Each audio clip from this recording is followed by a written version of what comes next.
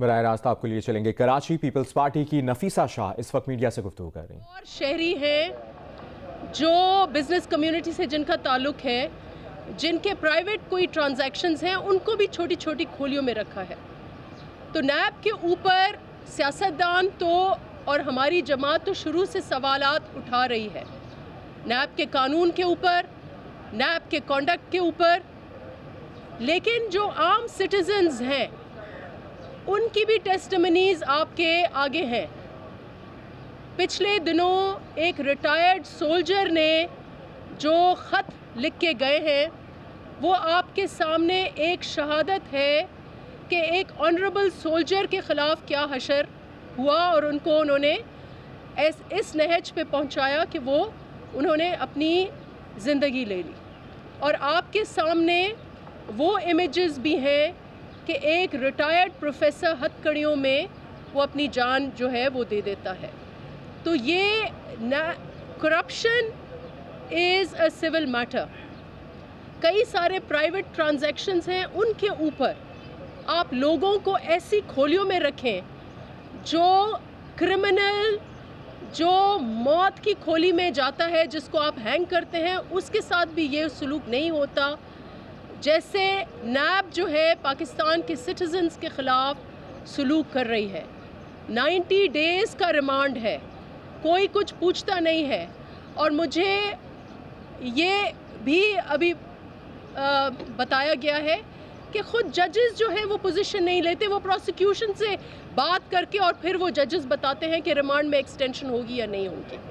तो जुडिशरी इस मुल्क की कहाँ है कि सिटीजन्स के ख़िलाफ़ और एक सिटिंग स्पीकर के ख़िलाफ़ ये सलूक हो रहा है।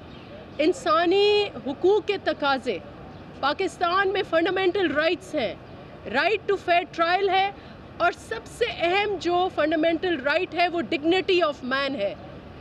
तो सिर्फ महज आगा सिराज नहीं, महज वो स्पीकर असेंबली नहीं, लेकिन बुनियादी इंसानी हुकूक कि आपको बुनियादी डिग्निटी जो है एक इंसान की, उसको आपको पामाल नहीं करना है। अगर आप प्रिजनर हो, अंडर ट्रायल हो या आप कॉन्विक्ट हो। तो बहुत अफसोस से कहना पड़ता है कि सिंध असेंबली के साथ, ये एक स्पीकर के साथ सिर्फ नहीं, पूरी सिंध असेंबली की एक तजलील हो रही है, ह्यूमिलिएशन हो रही है। और मैं ये आपके सामने ये केस रखना चाह रही थी। अगर कोई सवालात हैं तो आई कैन टेक देम। ये फरमाइएगा कि जो फंडामेंटल राइट्स हैं नैब उनको तस्लीम नहीं करती। अदालतों के अंदर हाल ये है कि जो साहब अदालतें हैं, जजेस वहाँ पे कोई फैसला लेने को तैयार नहीं है। अगर उससे बेजा की दरख्वास्त दायर की जाती है सिंध हाई कोर्ट के अंदर, तो वो लोग कहते हैं कि जी एहतसाब अदालत जब तक ज़मानत नहीं देगी नहीं करेगी। रेफरेंस दायर करने के लिए 90 दिन से ऊपर गुजर जाते हैं, रेफरेंस दायर नहीं होता। नैब एक शितरे पे बहार बना हुआ है पूरे इस सूबे के अंदर। आप लोग कौमी असम्बली में हैं, आप लोग क्या कोशिशें कर रहे हैं वहाँ पर? जो हुकूमती आला ओहदेदार हैं उनसे क्या बात की जा रही है? नैब किसके कहने पर चल रहा है, किसका टूल बना हुआ है? बहुत शुक्रिया जी। जहाँ तक कौमी असम्बली की बात है, तो कौमी असम्बली में पाकिस्तान पीपल्स पार्टी, आपने देखा होगा कि जाराना तरीके से हम ये केस आवाम के आगे रख रहे हैं। चेयरमैन बिलावल भुट्टो जरदारी ने हाल ही में सिंध असेंबली में भी प्रेस कॉन्फ्रेंस की और उन्होंने एक बहुत दिलेराना तकरीर की कौमी असम्बली में, जहाँ पर उन्होंने ये ज़िक्र किया कि ये क्या बात है कि कलअदम तंजीमें जो हैं उनके जो बैंड ऑर्गेनाइजेशंस हैं, जो नेशनल एक्शन प्लान में लिस्टेड ऑर्गेनाइजेशंस हैं 70, उनकी जो लीडर्स हैं उनके ऊपर वो बात नहीं होती, वो कानून राइज नहीं होता। जो एक आम सिटीज़न असद मुनीर का नाम ले लें, मियाँ जावेद अहमद का नाम ले लें या आगा सिराज का नाम ले लें, उनको आप छोटी छोटी खोलियों में रखते हैं, उनको आप बेल नहीं देते। लेकिन कलअदम तंजीमें जो हैं, आप देखें कि वो आराम से, उनके ख़िलाफ़ कहाँ है एक्शन। और जो कलअदम तंजीमों के सबसे बड़े फैसिलिटेटर हैं, जो इस वक्त रेलवे मिनिस्टर की शक्ल में हो या इंटीरियर मिनिस्टर की शक्ल में हो, ये फैसिलिटेटर है। और हमने ये बात कही है कि हम चाहते हैं कि हुकूमत ने जो वादा किया है कि कलअदम तंजीमों के ख़िलाफ़ नेशनल एक्शन प्लान के तहत एक्शन होगा, हम उसका साथ देते हैं। लेकिन हम ये डिमांड करते हैं कि हुकूमत की दुगली पॉलिसी जो है वो ख़त्म हो और उनके फ्रंट लाइन में जो फ्रंट बेंचर्स हैं जिनमें ये इस किस्म के डूबियस कैरेक्टर्स हैं, हुकूमत को चाहिए कि इन कैबिनेट मिनिस्टर्स को सैक करें। आदित्य पर्याल और जरदारी साहब की पूरी जमानत दोबारा लिया हाईकोर्ट से, क्या गिरफ्तारी का इम्कान है?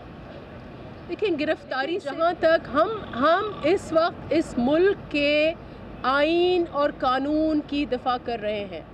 मैंने इस वक्त अगर आगा सिराज का जिक्र किया तो मैंने असद मुनीर का भी जिक्र किया, मैंने मियाँ जावेद अहमद का भी जिक्र किया और मैंने उन गुमनाम बैंकर्स और प्राइवेट बिजनेसमैन का भी जिक्र किया जो इस वक्त मौत की खोलियों से भी बरतर खोलियों में है, रिमांड पर है। तो हम चाहते हैं कि इस मुल्क में बुनियादी हुकूक जो है वो बहाल हो और जमहूरियत का लिबास पहने हुए जो डिक्टेटरशिप है उसका ख़ात्मा हो। तो आदित्य पर्याल की बात हो या आसिफ जरदारी की बात हो, हम लोग सियासी लोग हैं, हम हालांकि इसको हाईलाइट करेंगे। अगर एक जुरिस्डिक्शनल इशू है जो कानून का एक बुनियादी नुक्ता होता है कि अगर कराची का केस है तो वो आप हैदराबाद में नहीं लेके जाएंगे, अगर हैदराबाद का केस है तो वो आप पेशावर में नहीं लेके जाएंगे, तो लगता है कि कानूनी जो ढांचा है इस मुल्क का वो खुद अपने आप को कॉम्प्रोमाइज़ कर रहा है और इसलिए हम रूल ऑफ लॉ की बात करेंगे। कराची में पीपल्स पार्टी की रहनुमा नफीसा शाह मीडिया से गुफ्तगू कर रही थी।